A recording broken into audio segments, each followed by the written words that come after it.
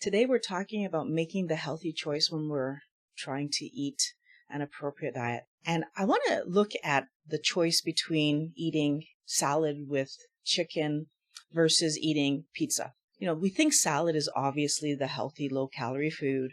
And chicken, of course, if it's a breast, it's, healthy because of the protein you're getting without all the fat. Clearly, pizza must be the death trap because it's high in fat and salt.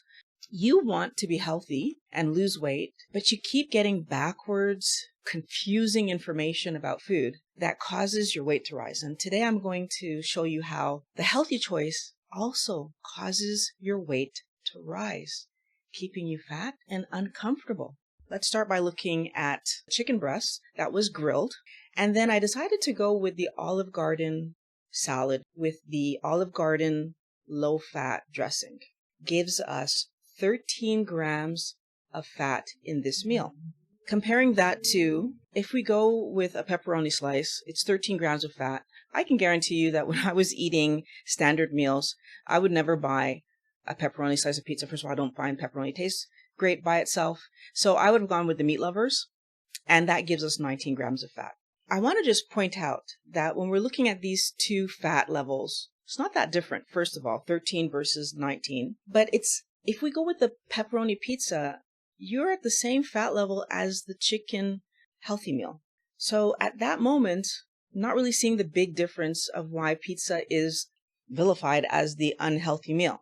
Let's look at the salt content because perhaps that's where the big problem's happening. So for the salt, we have 760 milligrams in the pepperoni pizza, and we have 858 milligrams in the meat lovers pizza. It's 32% of your daily allowance for the pepperoni pizza. It's 36% of your allowance for the meat lovers pizza. And that's of a 2,000 calorie diet. We're going to come back to that piece of information because that's really huge when we're talking about why we are confused about what to eat and why a lot of the times we end up not getting the results that we're looking for. The lean chicken meal has 1,572 milligrams of salt, which is 105% of your daily allowance. So in this particular instance, you're actually well over, you're over the amount for the day, and yet this is just supper. What about breakfast? What about lunch? And any snacks you might have had during the day? Was there any salt in them? So up to this point, it really isn't clear why pizza is the worst meal. And I'm not trying to say that pizza is a better meal than salad and chicken. Actually, in my opinion, the salad and chicken is the better meal. What I'm trying to figure out is why are we told that it's worse based on fat content and salt content when the typical meal has similar, if not more, salt in this particular case? When you look at this, you see that pizza is America's undisputed favorite junk food. So we classify it as junk. On this list, we also have ice cream, donuts, French toast, fried chicken, hamburgers, waffles, hot dogs. There's a lot of things on here that are classified as junk. And what I notice about all of them is that they're high in fat. So let's look at the protein of the meals because maybe that's where the problem's coming from. The chicken is giving us a nice 39.1 grams of protein. The pizza, if you go for the meat lovers, which is what I would have gone for, gives 20 grams of protein. The pepperoni gives a measly 13 grams of protein. The problem with both of these protein levels is that I need in my day 90 grams of protein. And so either I've got to eat another 2 or 3 slices of pizza, which means then my fat content is way too high, according to the reason that this is supposed to be bad for me. I do agree in this instance, the chicken meal is coming out way far ahead of this meal. The nutrition information problem that I see, that I want you all to think about, is that these informations are based on a 2,000 calorie diet. But the chances are that you are not eating a 2,000 calorie diet. Most women who are trying to lose weight are much below that. And that's not obvious because these numbers are maintenance numbers. This nutrition information is supposed to be telling you and making sure that you are getting the percentage of the things that you need to be able to fuel and feed your day And so, for example, how much sodium should be in your food, right? You need to make sure that you're trying to make sure you don't go over. But in fact, these are the minimums, not the maximums. So first of all, but then second of all, for a lot of the things that they're showing you on the package, because it's a percentage, it's not taking. So let me just look at myself. I'm a middle-aged lady.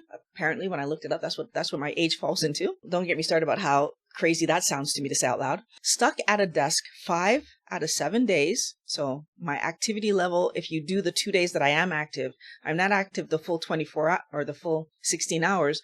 So I come into light to moderate, but light, I would say, activity level. I'm 5'9", and I'm in maintenance. I've been in maintenance for the last 3.5 years. My maintenance number, when you put it in the calculator, is much lower than the 2000. It's like 300 and something lower than the 2000. But when you look at what I eat, my actual maintenance behavior, so the foods that I eat, I'm well over the 2000 for most of my days. Now, I do go under it sometimes, or I'm at it sometimes, but mostly I'm over. What I need for maintenance, if I were trying to use these percentages, I would be under what I need. The actual lady that would fall in line with these numbers is 49 years old. She's 5'10", weighs 165 pounds, and she does light exercise per week. So she's similar to me, but she's not exactly me. And that's the number she gets. So let's take this to the next level, which is if I'm using this information to feed and fuel myself, or even worse, if I'm a man, because a male would have to be much shorter than her or trying to aim at a weight that's much lower than her to make these numbers work. Or maybe he'd be working out like a crazy, like maximum working out. But to make these numbers work, a man is encouraged to eat 2,500 calories per day, but the calorie information on the packaging is at a 2,000 calorie diet. So even if I'm a guy and I'm trying to figure out, what's the healthy amounts of these things, my percentages are well below what I need.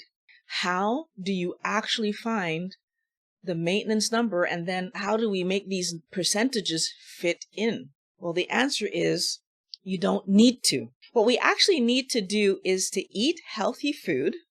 And that brings us back to the big question of this video, which is what makes pizza unhealthy? Because we still haven't really figured that part of the story out.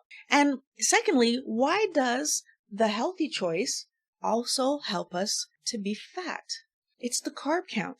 The pizza is an unhealthy choice because one large slice of pizza gives you 35 grams of carb, which is much more than the salad with the low-fat dressing is going to give you. But, I will say that the 13 grams of carbs in that salad is still more than you need.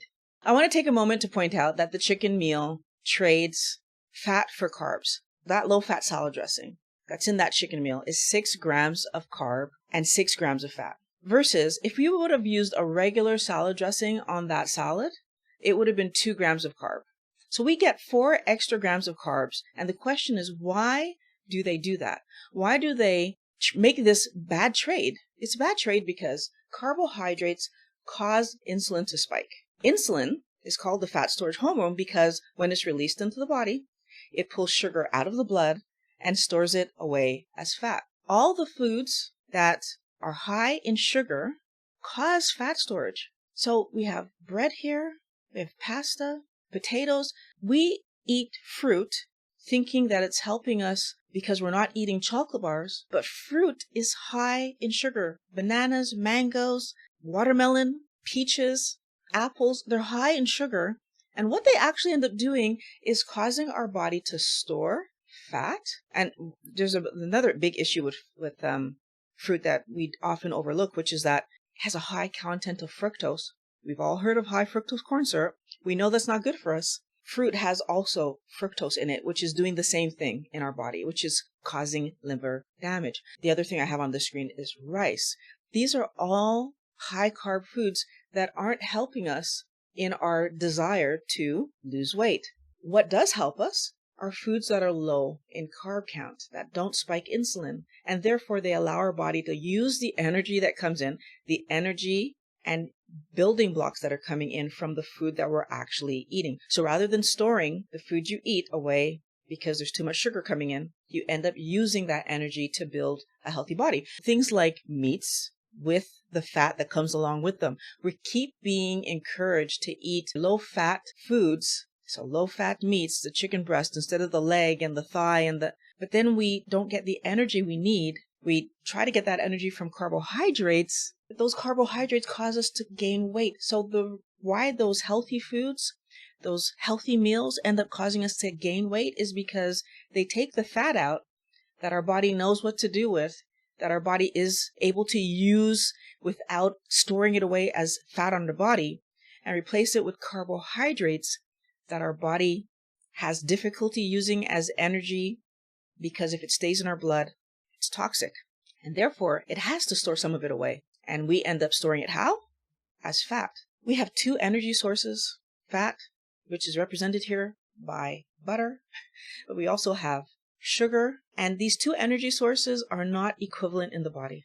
I want you to really let yourself use the fat as a fuel source. It's also a great building block because a lot of our body is made of fat.